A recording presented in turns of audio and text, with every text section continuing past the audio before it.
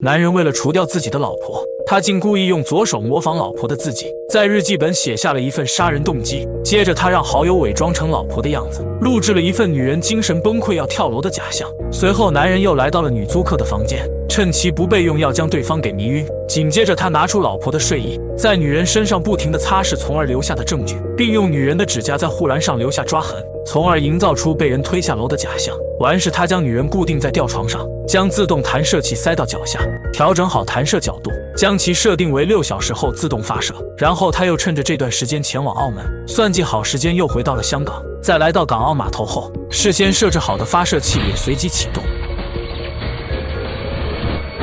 只见女人瞬间被发射器从28楼给弹飞了出去。当女人的尸体出现在楼下时，立马就引起了群众的注意。就在这时，男人也正好坐车回到了这里，他则趁乱避开小区的监控，偷偷爬楼梯来到28楼后，收走了所有的作案工具，并将现场清理干净。紧接着他又将伪造好的杀人日记故意放在最明显的位置，从而引导警察将矛头指向自己的妻子，最后再故意叫醒熟睡中的老婆，并告诉她杀了人。而一向有情绪病的老婆听后，瞬间吓得收拾东西跑路了。而就在男人以为做的天衣无缝时，却不料转天警察就找到他，并将他给带回了警局审问。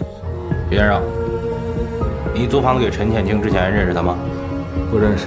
房子租给他之后，你们有没有什么特别交往？没什么特别，就是一般业主和租客的关系咯。可谁知警察听后竟拿出了一份情书，还有电梯里陈倩青调戏徐哲的监控录像。眼见证据确凿，徐哲只能招认。徐哲承认死者跟自己的关系，还提到前2天陈倩青让自己离婚，要是不答应的话他就跳楼自杀。只是他没想到陈倩青居然真的跳。此时警察又拿出了一个新证据，他们在死者的指甲缝中找到了一些物质，跟阳台上面的栏杆完全吻合。警方以此推断他不是自杀，而是被人故意给推下去的。听到这的徐哲也不再隐瞒，他表示当晚陈倩青不停地勒索他，在争执过程中失手将他给推下了楼。他不停地问我要钱，是他勒索我在先呐。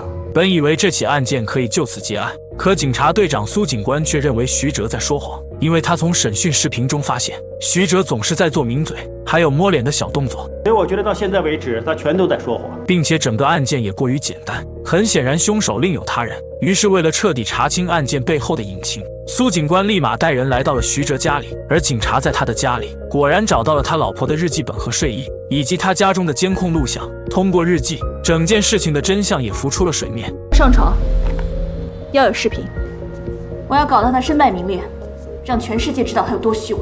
他不上钩怎么办呢？你把胸甩出来，他还不上钩？那倒是啊。原来女人在怀孕期间，她老公竟和几名死党一起去夜店偷吃。虽然女人及时出现当面制止，可老公虚假的一面，再加上怀孕给的压力，从此让女人的神经越来越脆弱。于是为了撕破老公那伪善的面具，她竟花20万找来一个日本女人，去勾引自己的老公徐哲，并拍下视频让其身败名裂。可谁知陈建清和徐哲深入交流之后，竟发现其在香港坐拥10几套房产，是个身价过亿的隐形富豪。于是他立马改变主意，他用2人的亲密视频作为要挟，从而勒索徐哲的1000万。甚至为了拿到钱，陈倩青还绑架了徐哲的儿子。而徐哲也不是一个傻子，他早就察觉到了妻子的异常，于是偷偷在妻子的水杯底座安了窃听器，结果竟意外听到了妻子的阴谋。最后在双重压力的打击下，徐哲一气之下将陈倩青给杀了。接着他为了报复始作俑者的妻子，竟想出了一个栽赃的办法。他先是在家里安装了摄像头，接着和朋友一起录下妻子精神失常想要跳楼的假象，随后冒充妻子的笔记写下日记，将警察引向妻子的心理医生，从而坐实妻子有精神病的事实。紧接着在录口供时，故意承认是自己杀的人，却又不断地做着代表撒谎的微动作，以此来迷惑警察的视线。与此同时，警察通过检测徐哲家中的睡衣得知，死者陈倩青指甲里的衣服纤维与该睡衣100%吻合，也就是说2人有过肢体接触。更重要的是，案发当晚，有个警察在现场亲眼看到徐哲是在陈倩青坠楼之后才回到小区的，而且通关记录证实他是刚从澳门回来。他有充分的不在场证明，种种证据都指向了他的妻子才是凶手。于是警方立马将他妻子给带回了警局。可当警察拿出所有证据在他面前时，女人却坚持说自己是被冤枉的。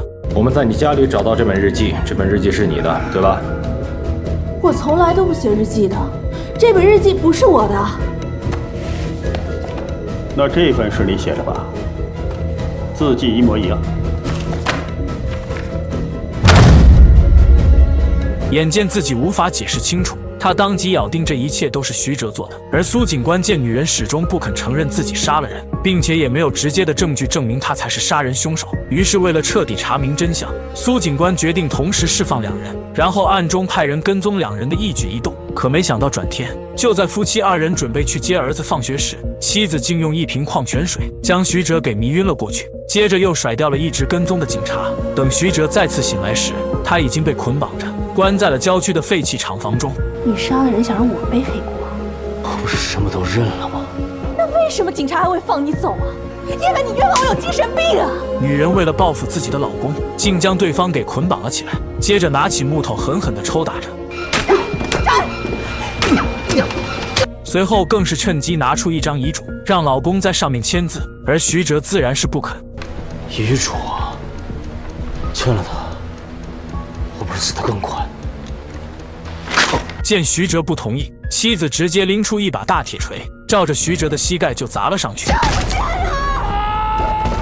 眼见妻子如此残忍，徐哲赶紧拿出儿子来唤醒妻子的理智。可谁知妻子在短暂的平静过后，竟变得更加恐怖疯癫，四肢也不再受控制。随后更是拿起斧子，想要直接解决掉老公，但结果却被徐哲一脚踹飞。而徐哲则趁妻子昏迷时想要逃走，可没想到大门却被妻子锁得死死的。无奈之下，他只好另寻出口，却没想到又踩空掉进了楼下，结果给摔晕了过去。等徐哲再次醒来时，他已经被妻子绑在电锯上，妻子更是合上了开关，想要亲眼看着对方死在自己的面前。然而就在危急时刻，警察赶到了这里，他们想上前救徐哲，可此时妻子早已被徐哲给逼得杀红了眼，抡起斧子就朝警察冲了上去，但他又怎是警察的对手，很快就被警察给摁在了地上。现如今他们亲眼看到女人行凶，因此更加确信女人就是杀害陈倩青的真正凶手。殊不知他们都中了徐哲的圈套。原来当初徐哲被警方释放后，他算定警方一定会派人跟踪他，并且妻子知道被冤枉杀了人后也一定会发疯的，于是他故意喝下妻子给的矿泉水，将计就计的被妻子绑架，目的就是为了让警察当场抓住行凶的妻子，又能拯救自己。只是令他没想到的是，妻子竟然变得如此凶残，最后他付出了一条腿的代价，但是这个代价对于他来说非常值得，既解决了勒索自己的陈倩青，又成功让妻子为自己顶罪。故事最后，徐哲拖着伤残的腿，带着儿子离开了这个伤心的地方。